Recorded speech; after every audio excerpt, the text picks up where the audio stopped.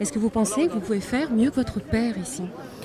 Écoutez, je l'espère, parce que notre objectif, c'est d'arriver au pouvoir pour appliquer nos idées. Je suis persuadé qu'il y a une grande vague de lucidité qui a touché le peuple français et que celui-ci va se détourner de ceux qui nous ont mis dans la situation dramatique que nous vivons depuis 5 ans. Parler justement de cette case de service public, c'est un sujet qui porte autant que l'immigration. Mais bien sûr, parce que les services publics, c'est le patrimoine des Français. Et les Français en ont marre d'être volés comme au coin d'un bras.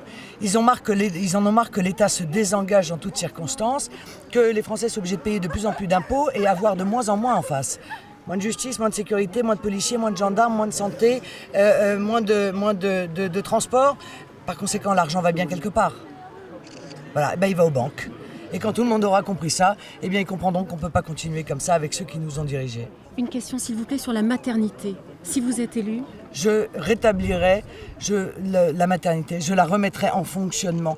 Je trouve que c'est scandaleux de fermer une unité qui faisait 1500 naissances par an. Ça n'a pas de sens. Je veux dire, pour un bassin de population de 200 000 personnes, il faut qu'il y ait une maternité. C'est un problème de sécurité. On ne va pas se retrouver à avoir des maternités aussi éloignées en France qu'il y en a au Bénin quand même. C'est quand même incroyable. On est un pays en voie de sous-développement.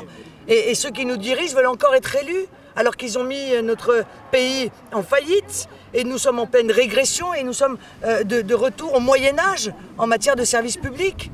Bon, écoutez, les Français en tireront les conséquences.